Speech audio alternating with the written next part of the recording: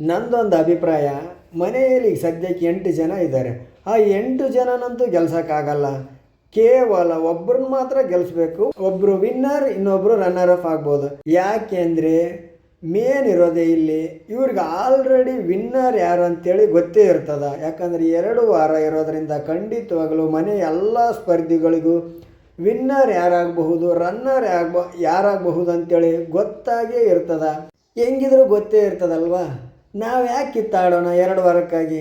ಚೆನ್ನಾಗಿದ್ದು ಎಲ್ಲರೂ ಒಟ್ಟಿಗೆ ನಗ್ನಗ್ತಾ ಇದ್ದು ಖುಷಿಯಿಂದ ಹೋದ್ರಾಯ್ತು ಅಂತೇಳಿ ಇರೋದು ಬಿಟ್ಟು ಇನ್ನೂ 2 ವಾರ ಇದ್ರನ್ನ ಕಿತ್ತಾಡ್ತಾರಲ್ಲಪ್ಪ. ನಾವು ಹೊರಗಿದ್ದೇನೋ ಹಿಂಗೆ ಅಂದ್ಕೊಂಡಿವಿ, ಆದರೆ ಮನೆಯಲ್ಲಿರೋರಿಗೆ ಆಗಲ್ಲ. ಪ್ರತಿಯೊಬ್ಬರಿಗೆ ಬಿಗ್ ಬಾಸ್ ಆಸೆ ಹುಟ್ಟಿಸಿರ್ತಾನೆ. ಇರಲಿ, ಅವರೆಲ್ಲ ಖುಷಿಯಿಂದ ಕೂಡಿ ಸಂತೋಷವಾಗಿ ಒಬ್ರಿಗೊಬ್ಬರು ನಗ್ನಗ್ತಾ ಆರಾಮಾಗಿದ್ದರೆ ನೋಡೋ ಜನಗಳು ಏನು ನೋಡ್ಬೇಕು ನಾವು. ಅದಕ್ಕಂತಲೇ ಬಿಗ್ ಬಾಸ್ ಒಂದಿಷ್ಟು ಬೆಂಕಿ ಹಚ್ಚಿ ಇಂಥ ನಾಮಿನೇಷನ್ ವಿಚಾರಗಳು, ಇಂಥ ಕಿತ್ತಾಡುವಂಥ ಹಲವು ಚಟುವಟಿಕೆಗಳನ್ನು ಅವ್ರ ಮಧ್ಯೆ ತಂದಿಟ್ಟು ಅಂಥ ಪ್ರೋಮೋಗಳನ್ನೇ ಬಿಡ್ತಾ ಜನರಲ್ಲಿ ಕುತೂಹಲ ಹುಟ್ಟಿಸ್ತಾ ಗೆಲ್ಲೋರು ಯಾರಂತ ಗೊತ್ತಿದ್ರು ಅವ್ರ ಬಗ್ಗೆನೇ ಗೆಲ್ತಾರ ಇಲ್ಲ ಅಂತ ಅನುಮಾನ ಮೂಡಿಸ್ತಾ. ಯಾಕಂದ್ರೆ ನಾವೇನು ಹೊರ ಕುಂತು ಬಿಗ್ ಬಾಸ್ ನೋಡಿ ದುನಿಯಾ ಅನ್ಕೊಂತೀವಿ, ಅವ್ರು ಗೆಲ್ತಾರೆ, ಇವರು ರನ್ನರ್ ಅಪ್ ಆಗ್ತಾರೆ, ಅವರು ವಿನ್ನರ್ ಆಗ್ತಾರೆ ಅಂತೇಳಿ ಜನರು ಅಂದುಕೊಳ್ಳುತ್ತಾ. ಖಂಡಿತವಾಗಲೂ ನೀವು ಅಂದ್ಕೊಂಡಂಗೆ ಜನರ ಮೇಗೇನೆ ಇರುತ್ತೆ, ಆದರೆ ಪೂರ್ತಿಯಾಗಿರಲ್ಲ. ಇನ್ನೇನು ಕೇವಲ 2 ವಾರ ಇರೋದಲ್ಲ. ರನ್ನರ್ನ ವಿನ್ನರ್ನ ನೋಡೇ ಬಿಡೋಣ. ಅದಕ್ಕಿಂತ ಮುಂಚೆ ಇಂದಿನ ಎಪಿಸೋಡಲ್ಲಿ ನಾಮಿನೇಚರ್ ವಿಚಾರದ ಬಗ್ಗೆ ಒಂದಿಷ್ಟು ಮಾತಾಡಿಬಿಡೋಣ. ಇನ್ನೇನು ಬಿಗ್ ಬಾಸ್ ಕೇವಲ 2 ವಾರ ಇರೋದು. ಮನೆಯಲ್ಲಿರುವ ಸ್ಪರ್ಧಿಗಳು ಎಷ್ಟು ಆ್ಯಕ್ಟಿವ್ ಇದ್ದರೂ ಸಹ ಕಮ್ಮಿನೇ.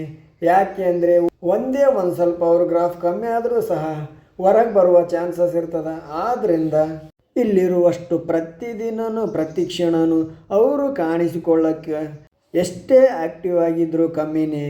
ಇಷ್ಟು ವಾರಗಳ ಕಾಲ ಬಿಗ್ ಬಾಸ್ ಮನೆಯಲ್ಲಿ ಏನು ಮುಗಿಯೋ ಹಂತದಲ್ಲಿ ಹೊರ ಹೋದ್ರೆ ಅವ್ರ ಮನಸ್ಸಿಗೂ ಏನೋ ಇದು ಹೆಂಗಾಯ್ತಲ್ಲ, ನಾನು ಇಷ್ಟು ವಾರಗಳಿದ್ದು ಈಗ ಹೊರಗೆ ಬಂದೆಲ್ಲ ಅಂಥೇಳಿ.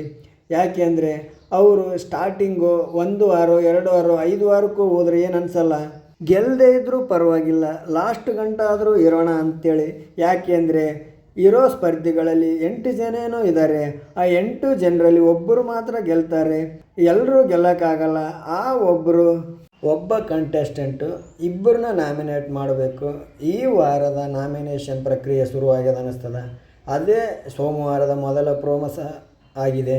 ಇಲ್ಲಿ ರಕ್ಷಿತಾನ ಮತ್ತು ಅಶ್ವಿನಿ ನಾಮಿನೇಟ್ ಮಾಡಿರ್ಬೇಕು ಅನ್ನಿಸ್ತದ. ಅಶ್ವಿನಿ ಅವ್ರ ಫೋಟೋ ಇರುವಂಥ ಬಾಲು ರಾಶಿಕನ ಕೈಯಲ್ಲಿದೆ. ಇನ್ನು ರಕ್ಷಿತನ ಫೋಟೋ ಇರೋ ಬಾಲು ಒದೆದನ್ನು ನೋಡಬಹುದು. ಆದ್ದರಿಂದ ಈ ಇಬ್ಬರನ್ನ ನಾಮಿನೇಟ್ ಮಾಡಿರಬೇಕು. ರಕ್ಷಿತನ ನಾಮಿನೇಷನ್ ಮಾಡಿ ರಕ್ಷಿತನಿಗೆ ಕೊಡುವ ಕಾರಣ ಇಷ್ಟೇ. ವಾರ ಪೂರ್ತಿ ನೀವು ಚೆನ್ನಾಗಿ ಮಾತಾಡಿದ್ರೆ ವೀಕೆಂಡಲ್ಲಿ ಮಾತ್ರ ನಿಮ್ಗೆ ಏನು ಮಾತಾಡಬೇಕಂತ ಗೊತ್ತಾಗಲ್ಲ.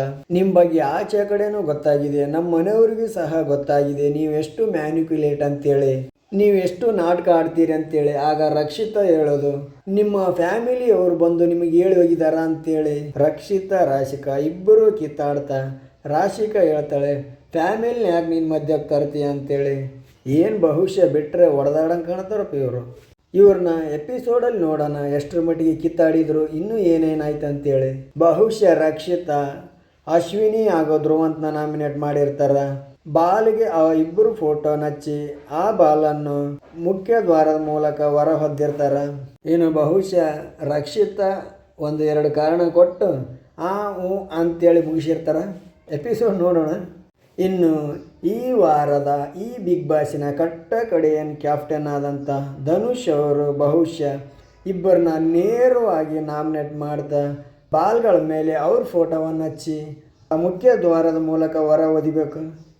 ಇನ್ನು ಗಿಲ್ಲಿ ನಾಮಿನೇಟ್ ಯಾರಿಗೆ ಮಾಡಿದ, ಕಾವ್ಯ ನಾಮಿನೇಟ್ ಯಾರಿಗೆ ಮಾಡಿದ್ಲು, ಇನ್ನು ರಘು ಅವರು ಯಾರಿಗೆ ಮಾಡಿದರು, ಮತ್ತು ಧ್ರುವಂತ್ ಅವರು, ಅಶ್ವಿನಿ ಅವರು ಈ ನಾಮಿನೇಷನ್ ಪ್ರಕ್ರಿಯೆಯಲ್ಲಿ ನಾಮಿನೇಷನನ್ನು ಯಾರ್ಯಾರಿಗೆ ನಾಮಿನೇಷನ್ ಮಾಡಿದರು ಮತ್ತು ಮಾಡುವಾಗ ಯಾವ್ಯಾವ ಕಾರಣ ಕೊಟ್ಟು ಮಾಡಿದ್ರು ಅಂಥೇಳಿ ಎಪಿಸೋಡ್ ನೋಡಬೇಕು.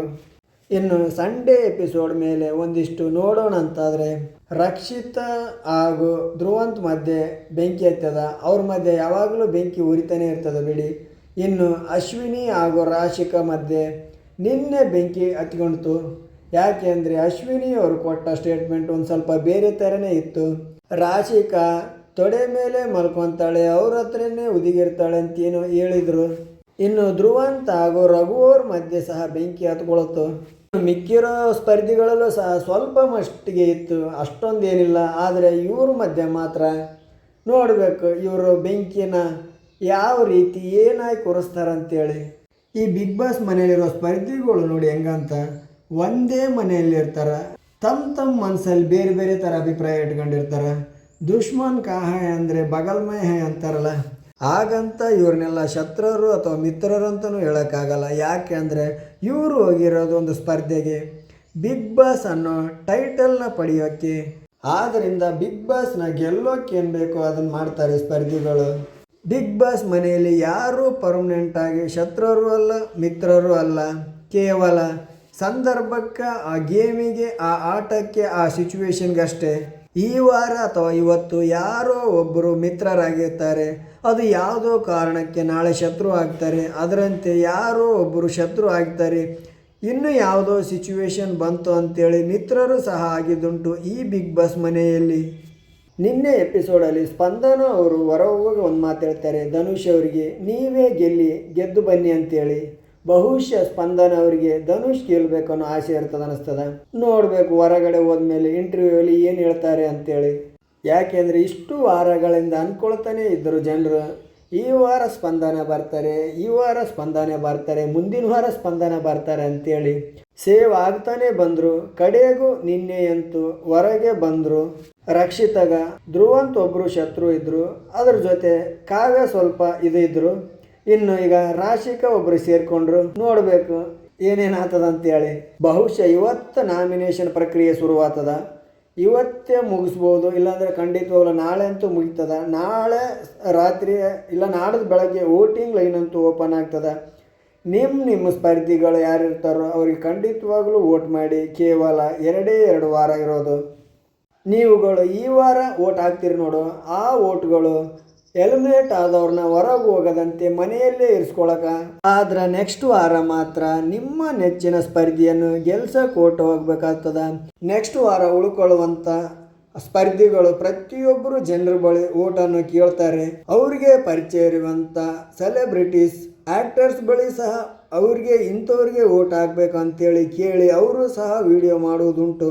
ಇನ್ನು ಬಿಗ್ ಬಾಸ್ 2 ವಾರಗಳ ಕಾಲ ಇದೆಯಲ್ಲ, ನೋಡೋಣ ಯಾರ್ಯಾರ ಸ್ಥಾನದಲ್ಲಿ ಯಾರ್ಯಾರು ಇರ್ತಾರೆ, ಯಾರ್ಯಾರ ಸ್ಥಾನಗಳು ಏರುಪೇರಾಗ್ತಾರೆ, ಗೆಲ್ತಾರೆ ಅನ್ನೋರು ಹೊರಗೆ ಬರಬಹುದು, ಹೊರಗೆ ಬಂದವರು ಹೊರಗೆ ಬರ್ತಾರೆ ಅನ್ನೋರು ಗೆಲ್ಲಬಹುದು. ಅಷ್ಟೆಲ್ಲ ದೊಡ್ಡ ವ್ಯತ್ಯಾಸಗಳೇನಾಗಲ್ಲ.